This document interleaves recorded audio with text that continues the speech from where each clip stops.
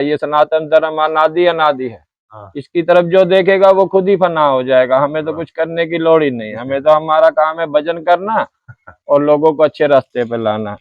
देखो, कुछ ऐसे हस्ती होती है या कुछ लोग होते हैं जो धर्म के विरुद्ध चलते हैं, तो हमारा यही काम है कि उनको भाव से, भजन से उनको समझाएं, अच्छे रास्ते लाएं।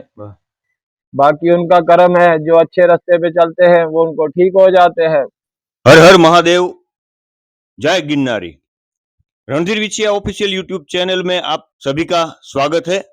हमारी एक नेम रही है कि आपको घर बैठे ऐसे साधु संतों के, ऐसे मंदिरों के दर्शन करवाए जो आप सभी घर बैठे दर्शन कर सके। तो आज हम सावरकुंडला में स्थित वाकनाआरा खोड़ियार मां, जे बहुत पुरानी जगह है, वहां पर शिवजी विराजमान है, महाकाल और साधु संत के जहां पर स्थापन है, वही पुरानी जगह, ऐतिहासिक जगह।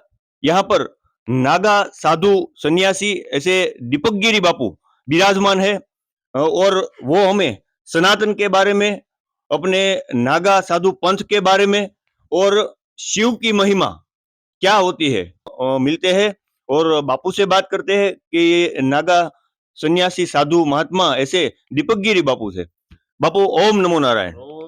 ओम नमो नारायण।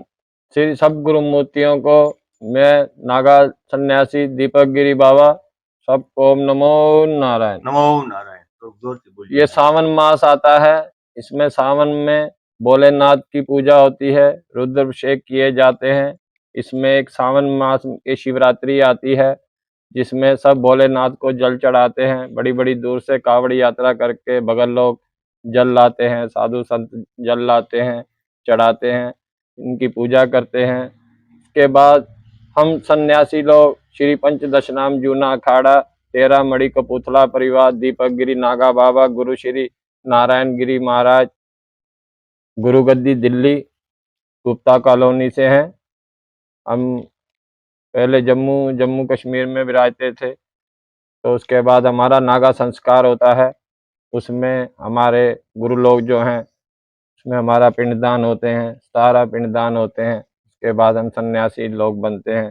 फिर हमारे गुरु लोग हमारे से जो जहाँ सेवा होती है वहाँ हमारा लगाते हैं। उसके बाद सनातन धर्म की बात ऐसी है, ये तो आदि अनादि से सनातन धर्म चला आ रहा है, तो हम उसके एक छोटे छोटे एक अंश हैं।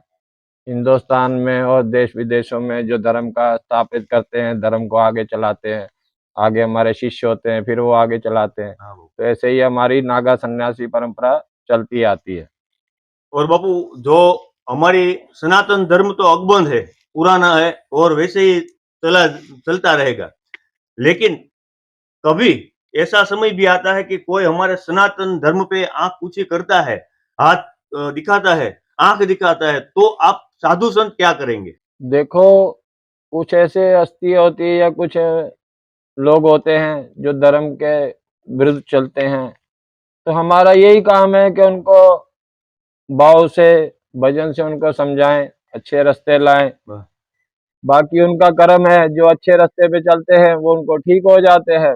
बाकी वो जिनका सनातन धर्म है, इसको तो जो नुकसान पहुंचाता है, बड़े बड़े युग आए, सतयुग आए, द्वापर युग आया, त्रेता युग आया, अब ये कलयुग चल रहा है। ये सनातन धर्म अनादि अनादि है।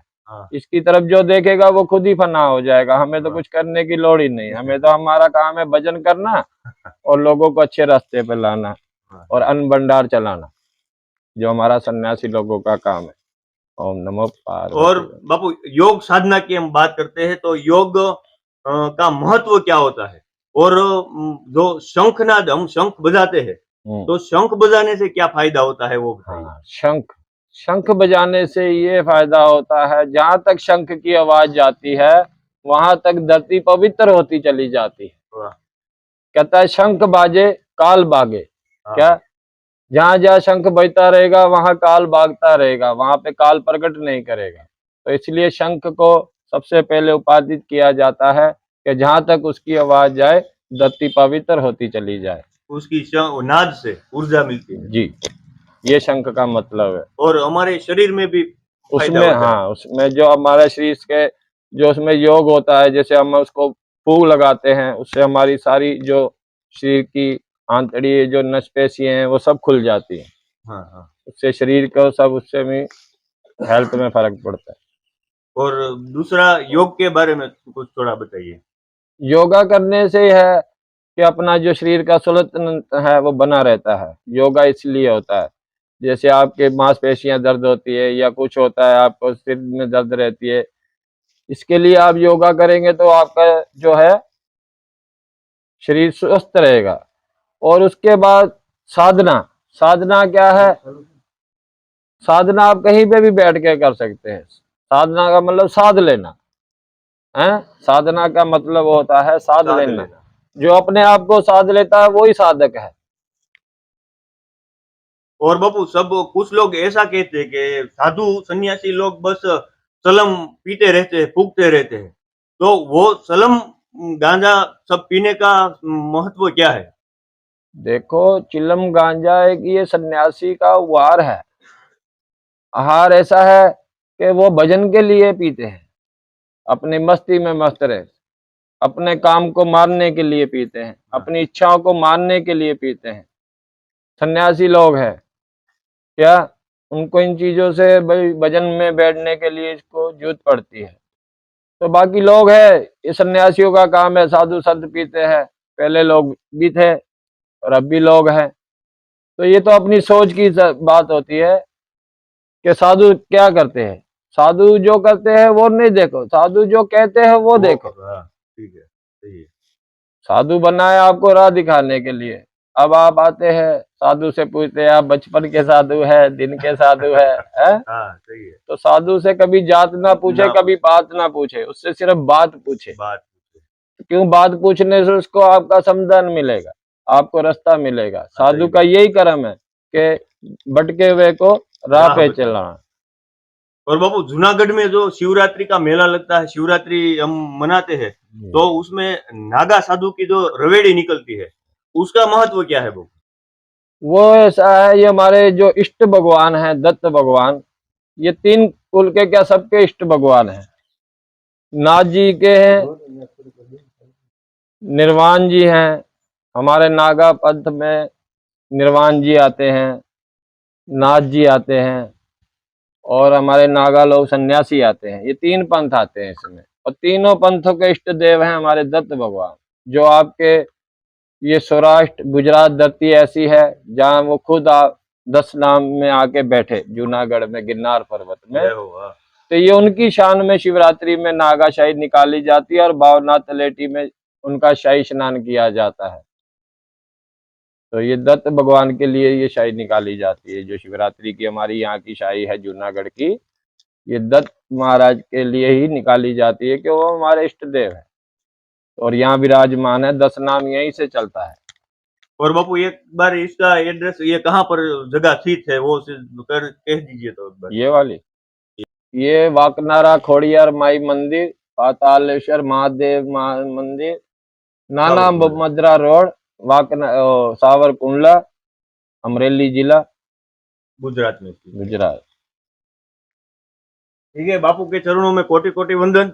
बापू ने हमें बहुत अच्छी बात सनातन के बारे में, शिव जी के बारे में, शिवरात्रि के बारे में, योग के बारे में, शंखनाद के बारे में हमें बताया। और वही बापू से हम प्रार्थना करते हैं कि आपका आशीर्वाद हम सब पर बना रहे और आपकी जो बातें हैं हमारे जीवन में उतार के हम सत्य की राह पर चलते रहे, ऐसा बापू के चरणों में प्रार्थना। और गुजराती में दुहा है कि संत सपूत ने तुंबड़ा त्रणेयनो एक स्वभाव, तारे पण बोले नहीं एनो तार्या ऊपर भाव, संत देखीने नमन करिए झपट नमाविए शीश, एक गुना तो क्या करे तो करी दे लाखों गुना बख्शीश।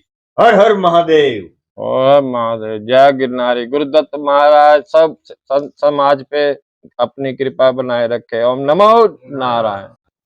बम पहले गुरु बाद में हम, चिलम चुनमुनिया पिए बाबा देखे दुनिया, चिलम सुर्खी खबर ला बड़ी दूर की, रहना चेत नहीं तो बकरी खा जाएगी खेत। बम गिरनारी तेरा भरोसा भारी, छूटा रब सच्चा बंदा झूठा, लगे भूख बड़े काया बिटेरो, कैलाश के राजा दम की हरिहर करने आजा, चिलम के दीवाने चले आओ बिना चिट्ठी बिना परवाने। बम बम ना कोई धोखा रहे ना कोई गम, नाचे क्षमा छम चली आओ दमादम, लगे दम मिटे। हर हर महादेव। कैलाश के वासी तेरा दिशा व्यस्त ना जाति मानी महेश बसा रहे तेरा दे। काशी विश्वनाथ निवेनाथ बाबा बर्फानी मुक्ति द्वार ऐसे को मानी। बोले बाबा बर्फानी का डमरू जहाँ जहाँ बजे भाग जाए तक कमरू।